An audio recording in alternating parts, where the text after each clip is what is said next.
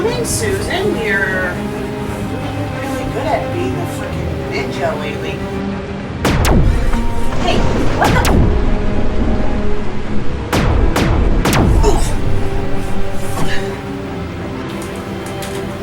I saw your latest episode.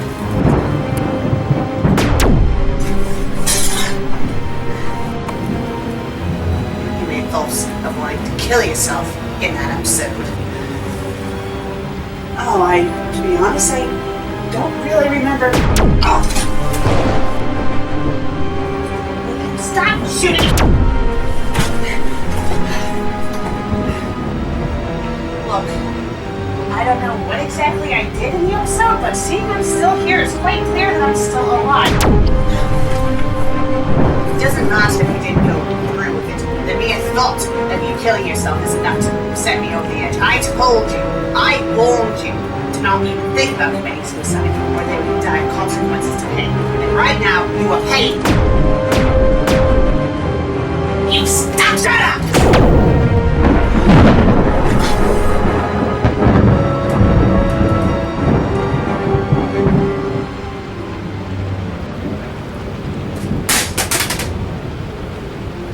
I'll be reviewing today's FanFic.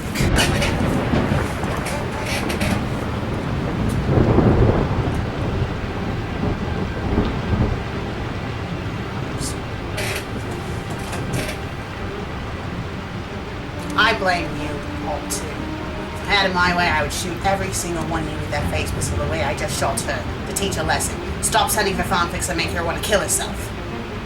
You're lucky that I can't get to you, because if I could, you would regret it dearly.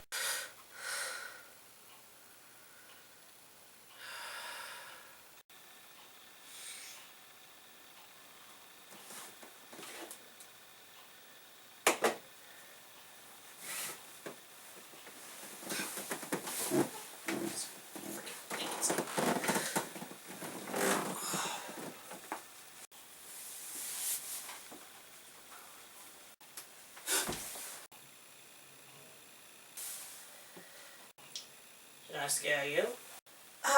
You just startled me. Wasn't expecting you to be right there. I noticed. Yeah, I'm fine. Just rough night. That's all. Are you getting up to read a fanfic? Yeah. Not sure what it's going to be about. It's probably just another stupid fanfic. Interesting reading you and Archangel did, by the way. I'm glad to see that you guys are getting along good. What's with the straight blade? Just like to hold on to it. Don't worry, I'm not going to do anything with it. Well, I'm going to go get some McDonald's. Fanfic's not going to take you that long to read. Just review the fanfic, and when you're done, then it'll be on the table for you. Okay, you go do that. Have fun at Mickey D's. By the time you get back, I'll probably be done reviewing the fanfic, so have fun. Alright.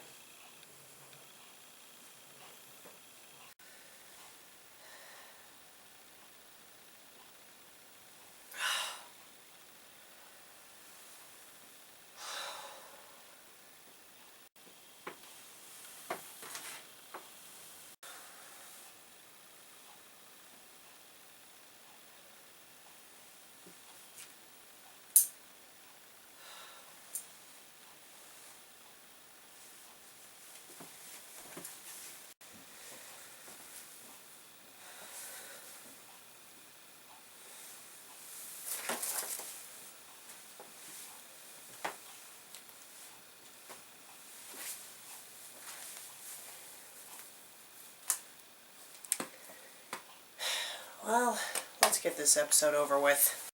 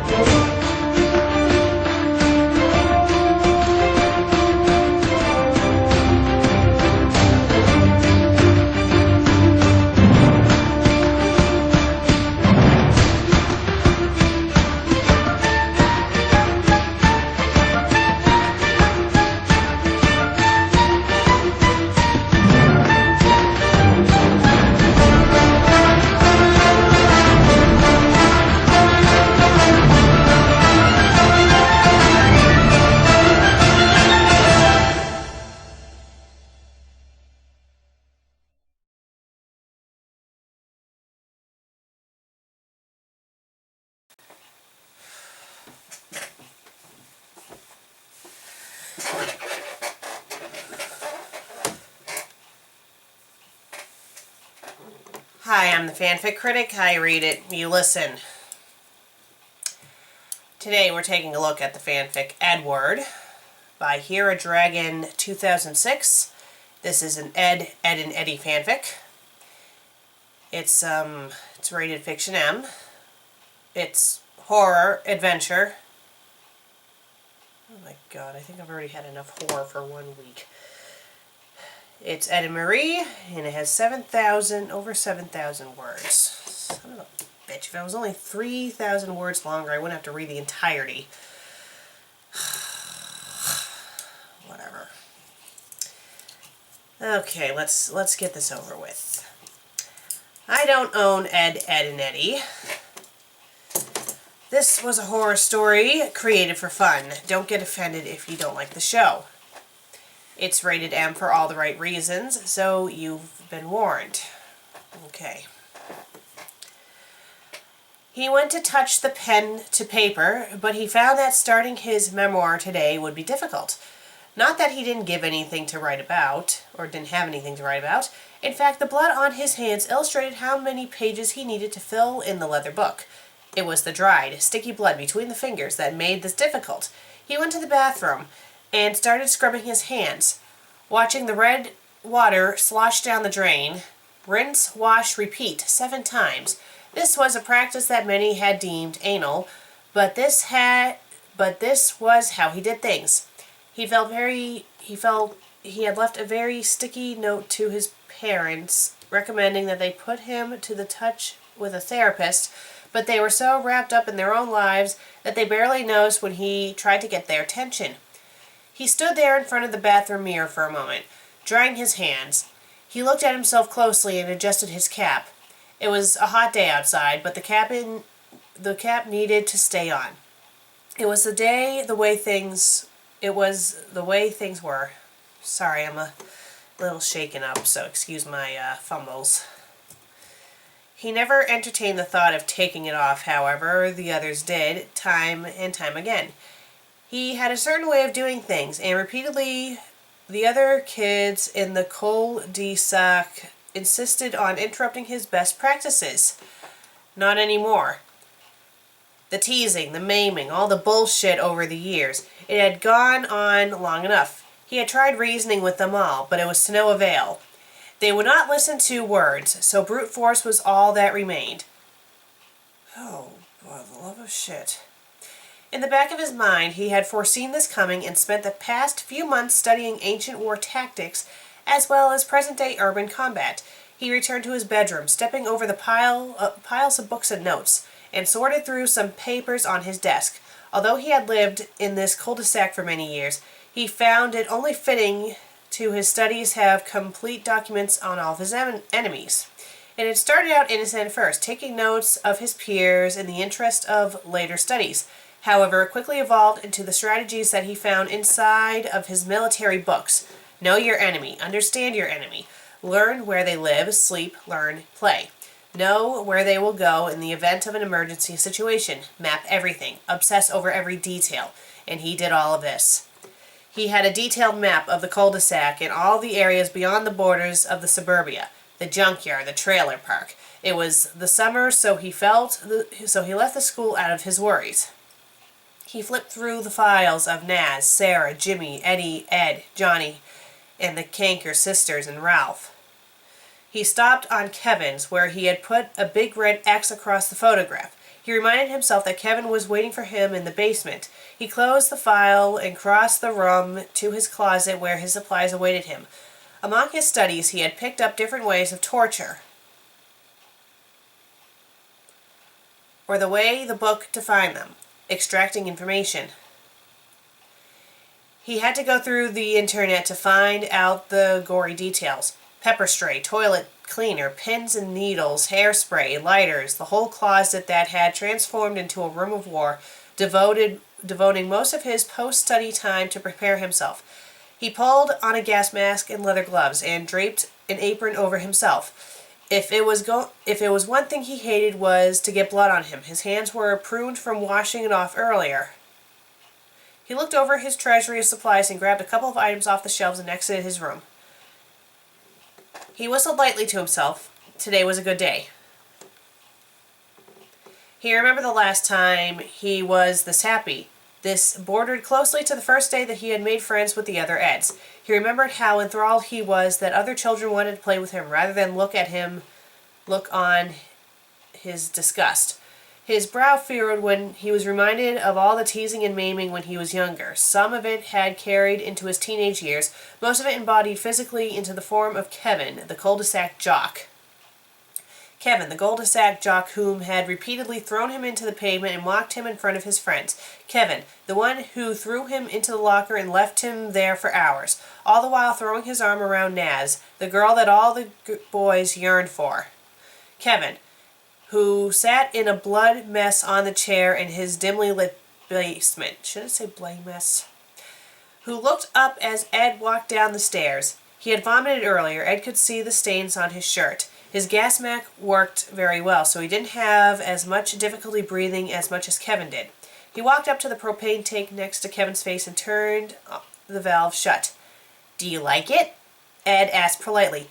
"It's my own invention, you know. It's a combination of a bunch of different household cleaners. Very basic, but irritating enough to your immune system that it'll try to flush it out of your body in any way it can. Looks like your body has tried that a couple of times." "Fuck you," Kevin spat, his eyes swollen and blood running from his nose. Ed grinned behind the mask and lowered himself to Kevin's eyesight, sitting on his haunches. "You know," Eddy replied, "I never liked you, Kevin. I really never have. I've always been a professional, you know. I've always tried to treat you as an equal. That's what you do in the professional world.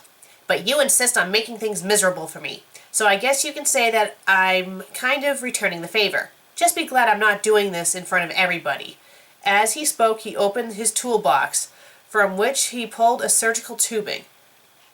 "Which reminds me where—" "Open your mouth, please." He tugged at the bottom of Kevin's chin, but the boy refused to open his mouth. "Now, I asked you politely. I have a lot of ways to make you open your mouth. I just thought asking would be easier." Kevin continued to resist until Ed hit him in the kneecap with a hammer. He fed the tubing into Kevin's mouth until the boy began to gag and duct-taped it around the mouth. "As I was saying, where is the rest of the coup de sulk hold up?" I don't think that's the right hold, but whatever. "I know I made quite an announcement the other day, mainly when I hit you with the baseball bat, but I didn't expect them to go running. So I'm wondering, where are they all holed up?" "You're spelling hold wrong. It's supposed to be..." Kevin tried to talk, but the tube gagged his mouth. Ed pulled the tubing out slightly and removed a portion of the duct tape. "How should I know, double dweeb?" he panted quietly. "Okay, yeah, let's insult the person who's about to torture you, fucking idiot." Ed grinned. "Oh, you shouldn't. I mean, you were hit with a bat. I just wanted to mess with you for a moment." He lightly tapped the large welt on the side of Kevin's head where the bat had connected. "Now what I'm going to do," he explained, "is dump this mixture of toilet bowl cleaner into your stomach. It's watered down and I added some household ingredients to it that shouldn't kill you. At least not immediately. But it will give you horrendous cramps, that of which can only be relieved from defecating." He smiled at the thought of Kevin shitting his pants while tied to a chair. He almost wished he could have time to witness the event. He fed the concoction into the tubing and watched the blue liquid drain into Kevin's mouth. Kevin's eyes watered as he gagged, his body lurching forward, struggling to vomit. Ed watched on in a strange fascination as Kevin's body took in the foreign liquid. Kevin began to vomit as Ed removed the duct tape, bits of digested food spewing out of the cracks between the tape's foiling. "I'll see you later, Kevin. That is, if you're still around. I'm going to take care of the rest of the kids. Who knows? Maybe I'll bring down Naz to keep you company. I know how much you like her."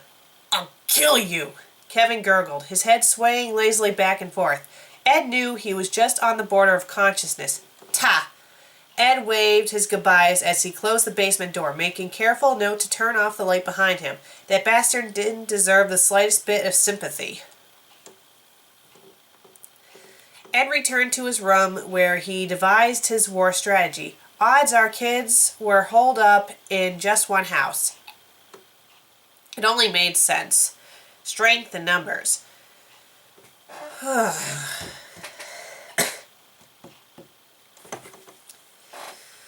What is with these people and writing these fanfics where they just made these children's shows and make the main characters psychopaths?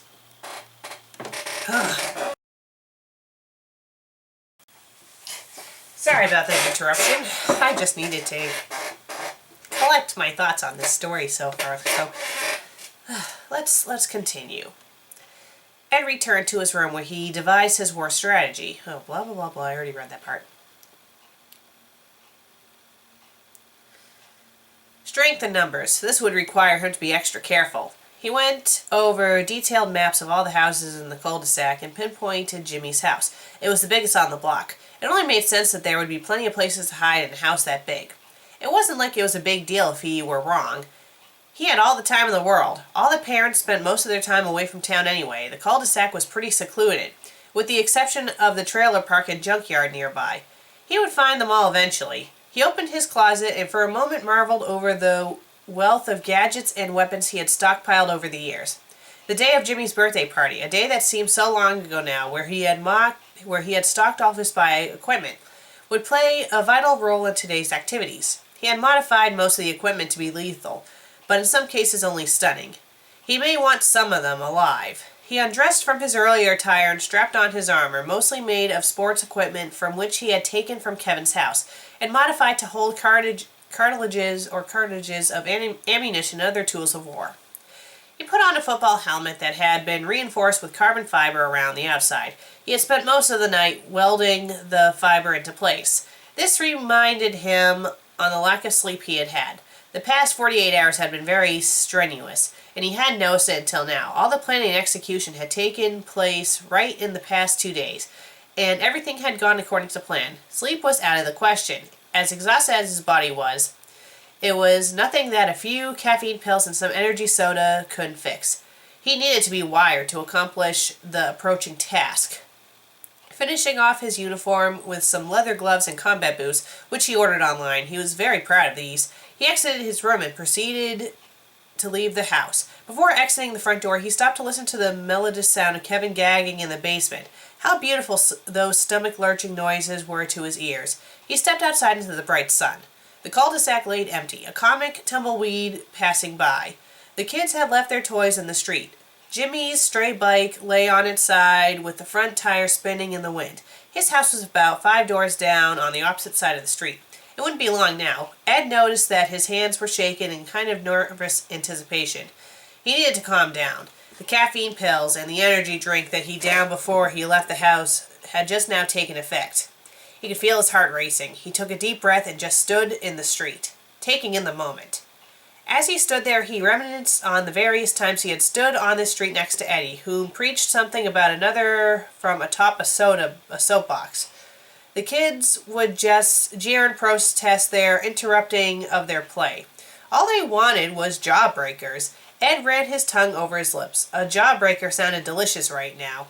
He made a mental note to reward himself with one after he finished today. He waited another minute and then continued his path. He reviewed his plan in his head. Storm the front door, sweep through the living room, make his way through the dining room, and from there sweep around the outer rim of the house, making his way to the center. Jimmy's house was oddly designed. From the living room, you could only reach the dining room, and once you passed through there, you had a choice of entering a hallway which seemed to wrap around the center of the house with a bedroom connecting off of it, or you could enter the bedroom on the opposite side of the dining room where it met the hallway through a walk-in closet. He would have to remember this. As he approached the front door, he took a deep breath. This was it. He could hardly contain his excitement. It all required careful planning, detailed drawings, and compulsive studying.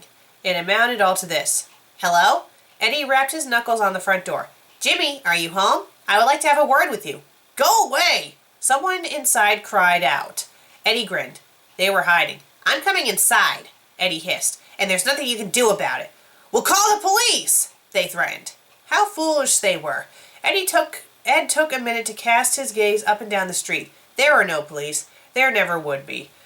The phone lines didn't even reach beyond the neighborhood, so he didn't bother cutting them. Without another word, He pulled a small plastic explosive from his utility belt, a product of his own design, hand-marked with his own signature on it. He readied the charge on the door and took cover in the bushes. The charge blew the door off its hinges, but it still lazily hung in place. Terrified screams interrupted from inside the house. Perfect. He kicked the door in and pressed his back against the wall outside the house. Scooping up 2 small homemade smoke bombs, he tossed them inside and assembled his stun gun as smoke filled the living room and billowed out the front door.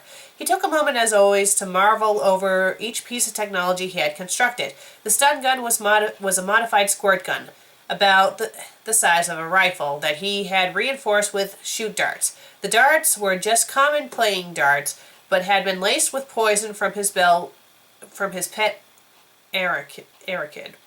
He would miss his pet very much, but the spider's sacrifice was well worth it.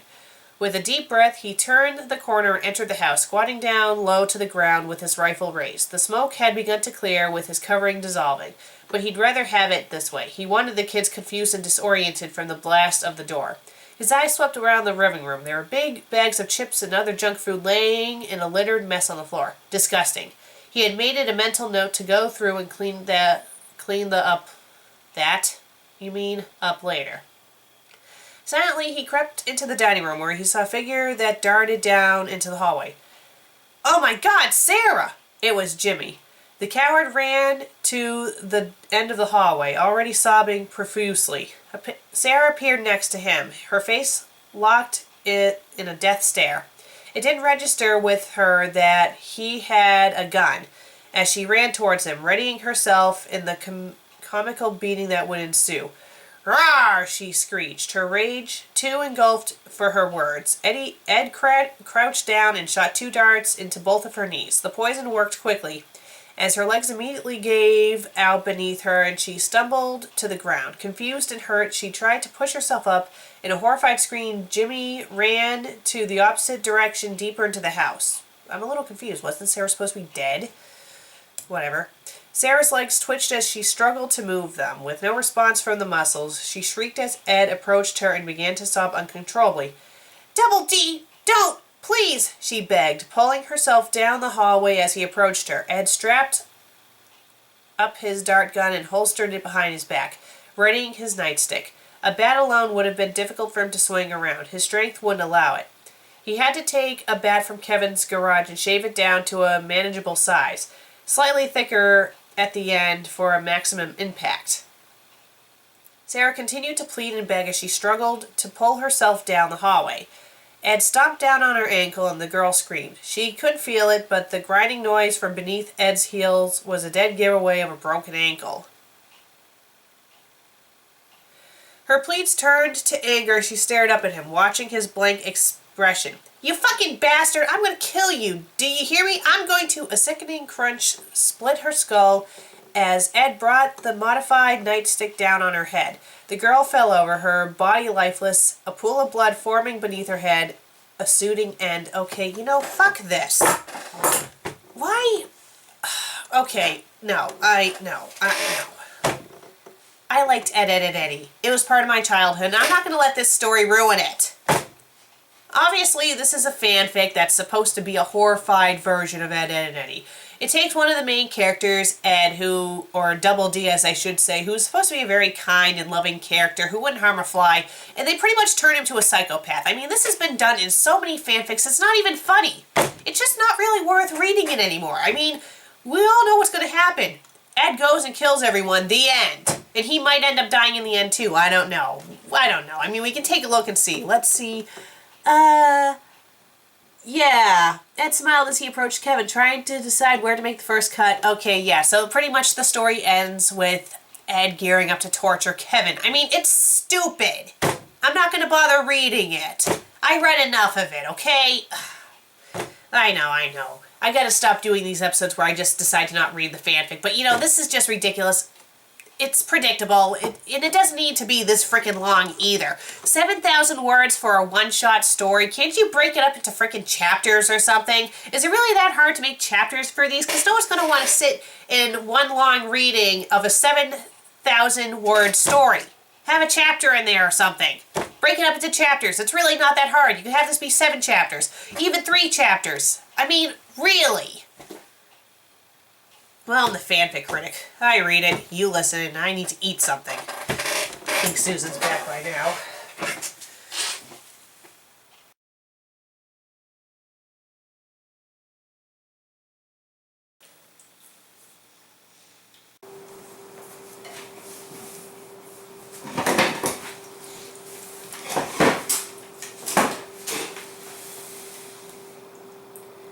Took you a little bit longer than you said it would to review that fanfic. It was a little longer than I expected it to be.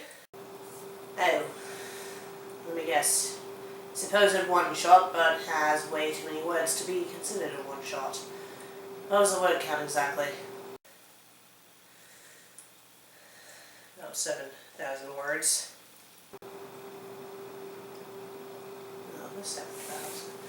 You know, it should have taken you a bit longer to review a fanfic that long.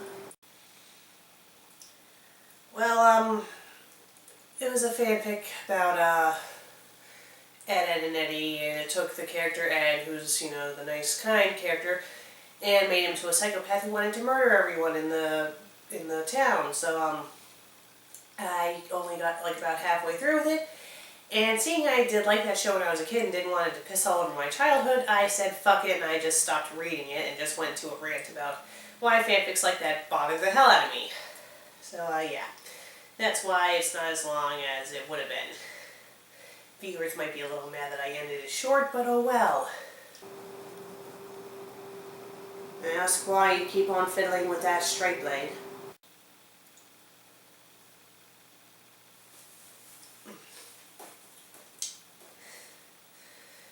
Kinda unnerved me a bit, the fanfic. That's why I have this.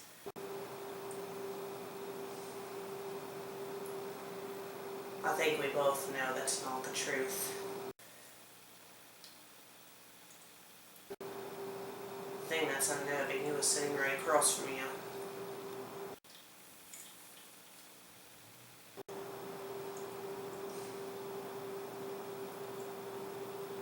You can't hide it, you know. You can't hide how you feel, and you can't hide the pain that you're in. Because I can read it all over you. I know that you're afraid of me, even though you won't admit it, and you'll deny it.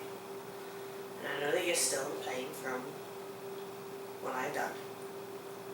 Trust me, I have got shot a couple times with that thing myself, and I know that being shot just once with it can leave lingering effects for a couple days. And considering how many times I shot you, it's not a surprise at all that you're still in pain.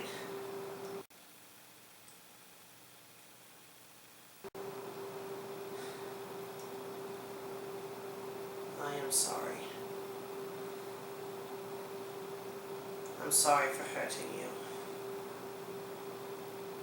I would be lying if I said that wasn't my intention when I did shoot you with that bloody thing. But at the time, it was to teach you a lesson. It wasn't punishment in a sense, to make you think twice about having thoughts about killing yourself. But it was wrong of me to do it. It was wrong, dude. I could have killed you. And not to mention the reason for me doing it was... There was no reason at all. You didn't kill yourself. Maybe it would have been one thing if you had. But even then, I don't think, I overreacted, quite obviously. But the thing is, it just angers me when you make thoughts like that to kill yourself, when you even attempt to do it. I know we have Dragon Balls, I know we have Lesbian Jesus, but one of these days we're not going to have any of that. And I don't want you to die because of something silly like a stupid fanfic. Still, what I did was wrong. I not only hurt you physically, but emotionally as well. I'm supposed to be protecting you, not harming you. I am sorry. I know that you're sorry. and I know you didn't mean any harm. I forgive you. I'm going to go up laboriously so you can finish your dinner. Okay, you go do that. Alright.